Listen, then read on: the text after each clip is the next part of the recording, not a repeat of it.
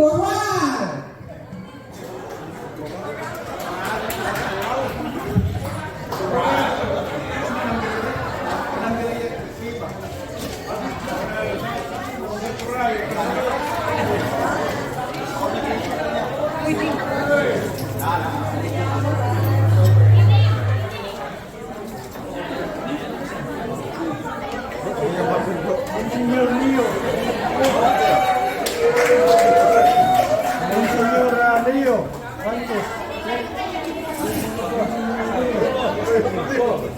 Kayo naman kardinal eh. Hindi pa ako kardinal eh.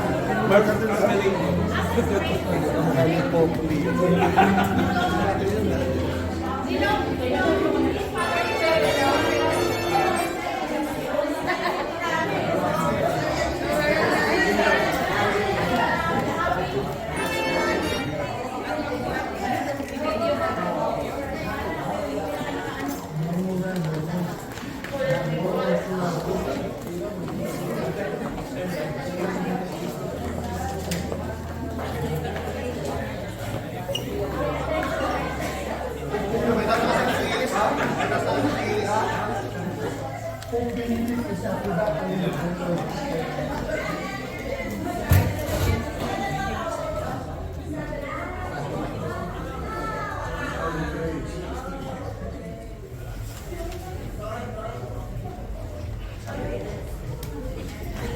Ipakita niyo.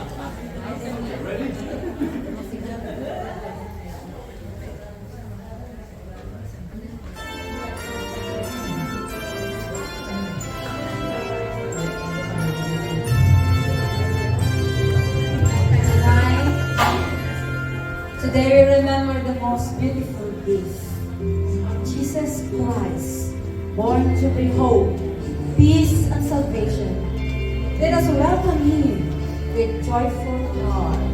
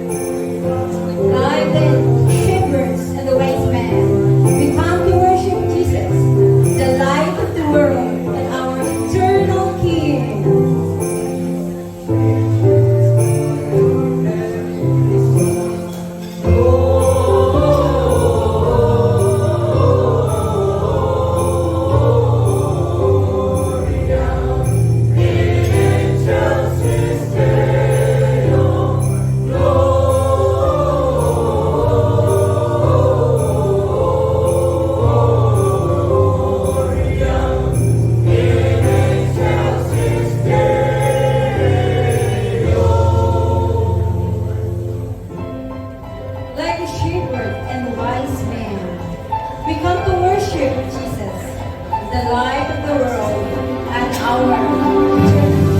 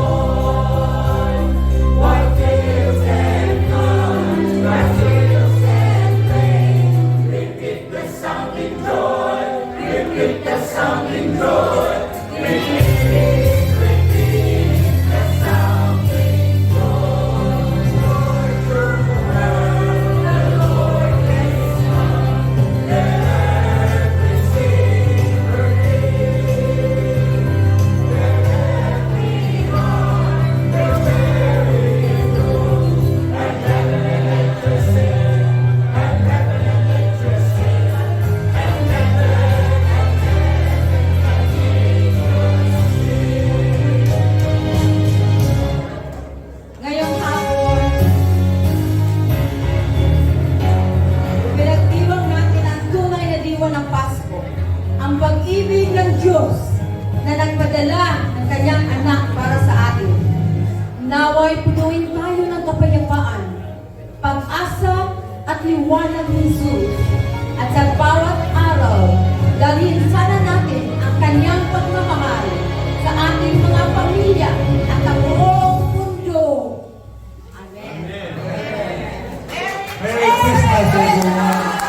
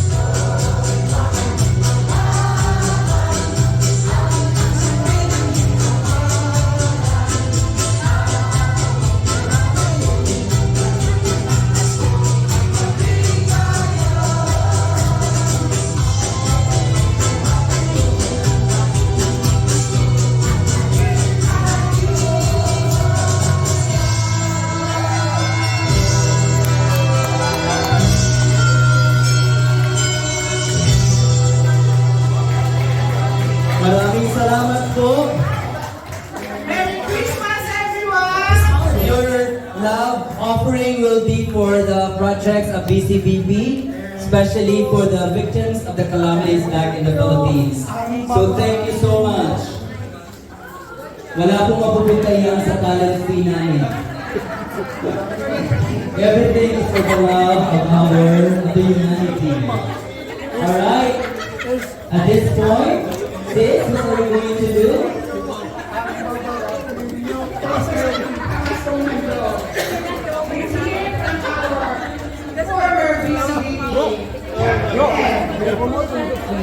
Message for Christmas. Roxanne Villena. Let's give him a big round of applause. Yay! Yay!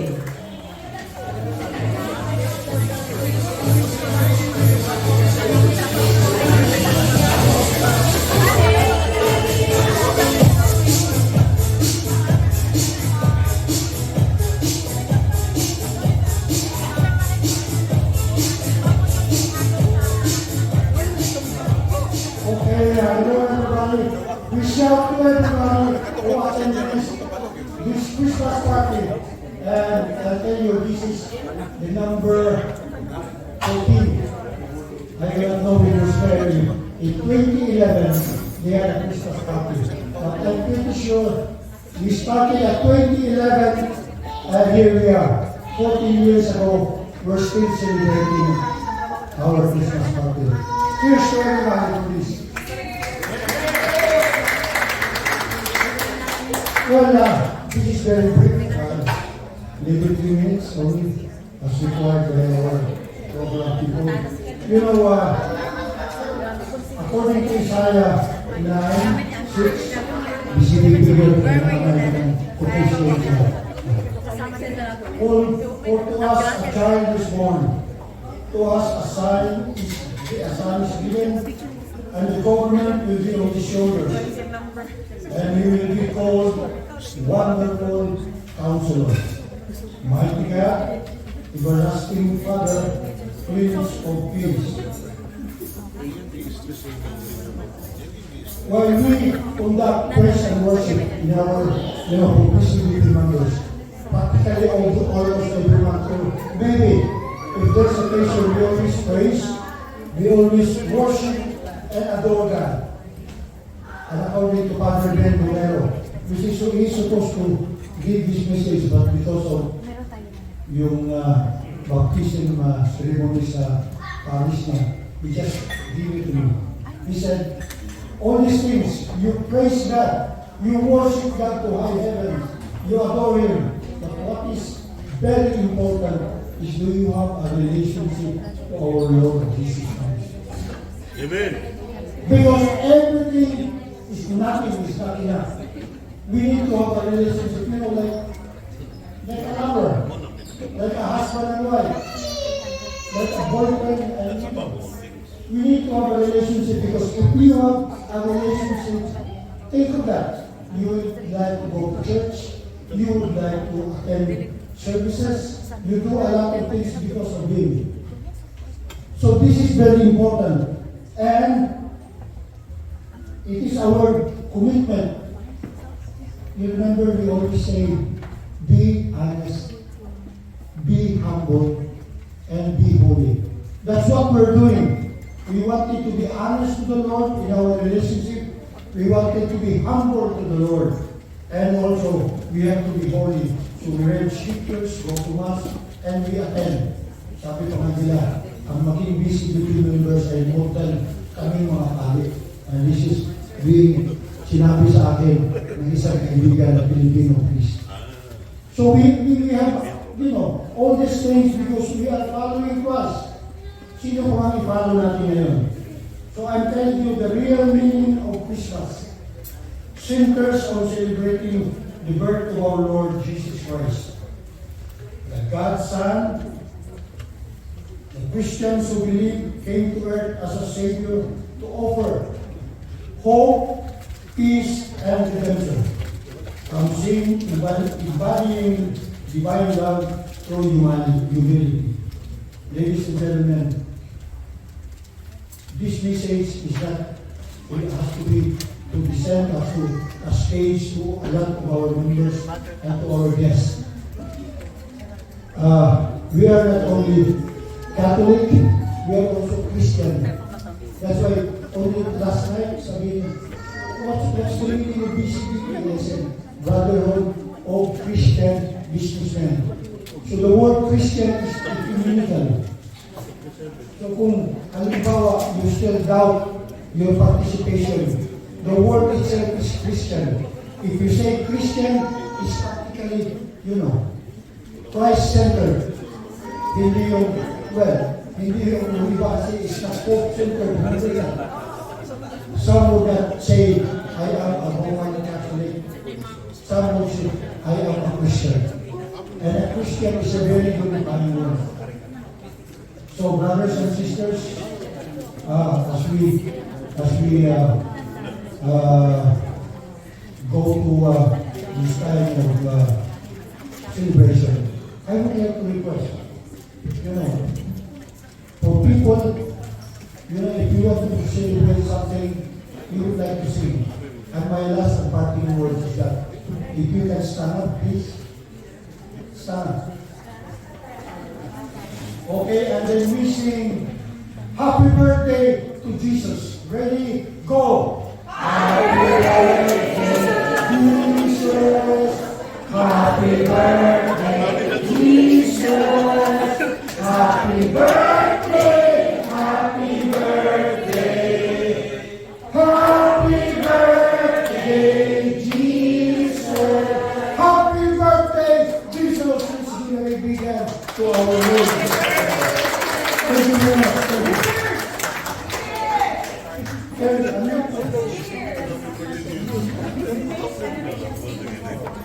Thank you, brother.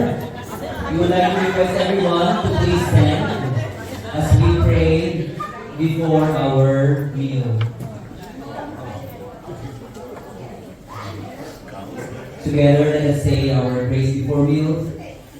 In the name of Father, Son, and Holy Spirit. Amen.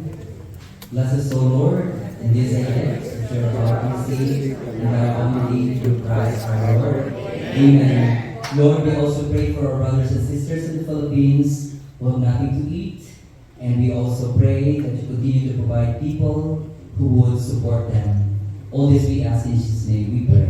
Amen. In the name of Father, Son, and Holy Spirit. Amen. Alright, so lunch will be served.